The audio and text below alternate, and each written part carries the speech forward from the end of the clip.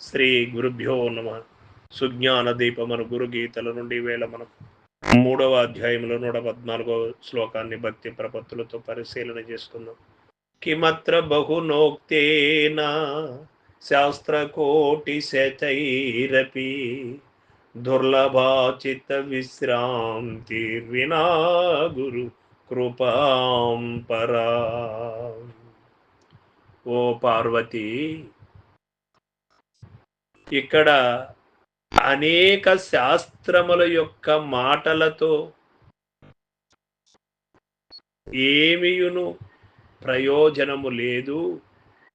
శ్రేష్టమైన గురు కృప లేక మనో విశ్రాంతి కలుగుట దుర్లభము అని చెబుతూ ఉన్నారు పరమేశ్వరుడు.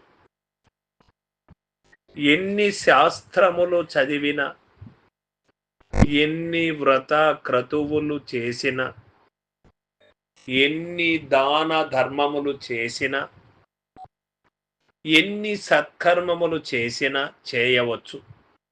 దాని వలన దోషమవుతే లేదు. కానీ నిజము తెలియబడాలి అంటే మనోవిశ్రాంతి అనగా అశాంతి అనేది లేకుండా, ఏ కోరిక లేకుండా, ఏమి చేయవలసినటువంటి అవసరము లేకుండా, ఏమి తెలుసుకుంటే ఇంకేమి తెలుసుకోవలసినటువంటి అవసరము లేదో అది గురు కరుణ వలన మాత్రమే లభ్యమవుతుంది. కానీ ఇంకే విధమున కూడా లభ్యము కాదు. ఎందుచేత అంటే అది కోరికల మయమై ఉంటుంది.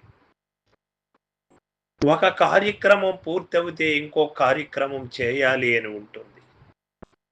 ఒక సత్ప్రవర్తన కలిగినటువంటి మానవుడు సమాజమునకు మేలు చేయవచ్చు, సత్కర్మములు చేయవచ్చు, ఉపవాస వ్రత క్రతువులు చేయవచ్చు. కానీ తాను ఉద్ధరింపబడాలి అంటే, తాను నిజమైనటువంటి విశ్రాంతి పొందాలి అంటే గురువు యొక్క కరుణ కావాలి అంటున్నాడు ఇక్కడ పరమేశ్వరుడు.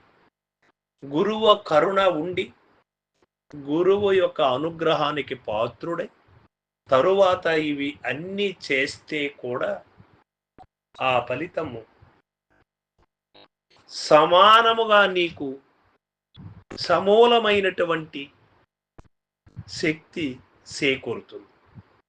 గురు కరుణకు పాత్రుడు కాకుండా ఎన్ని చేసినప్పటికీ కూడా చిత్ భ్రమ కలుగుతుందే కానీ చిత్ భ్రమరహితము ఎప్పటికీ కూడా కాదు అంటూ ఉన్నాడు. అందుకే మనకి యోగి భవ అర్జున అన్నాడు శ్రీకృష్ణ పరమాత్మ. యోగి అయిన తర్వాత నిష్కామ కర్మాచరణ చేయమన్నాడు. యోగి అయినటువంటి వాడే నిష్కామ కర్మాచరణ చేయగలడు అని కదా మనకు అర్థమైనది. ఇక్కడ గురువు కరుణకి పాత్రుడైనటువంటి వాడు ఈ కర్మములు ఎన్ని చేసినప్పటికీ కూడా అందులో తగులుకోబడడు. నేను అనే అహంకారముతో చేయడు. అహంకార రహితముగా అన్ని కార్యక్రమములు చేస్తాడు కనుక అందులో ఫలితం సమూలముగా ప్రాప్తిస్తుంది, భ్రాంతిరహిత స్థితికి తీసుకువెళుతుంది. సర్వం సద్గురు పాదార్పణమస్తు. జై గురుదేవ.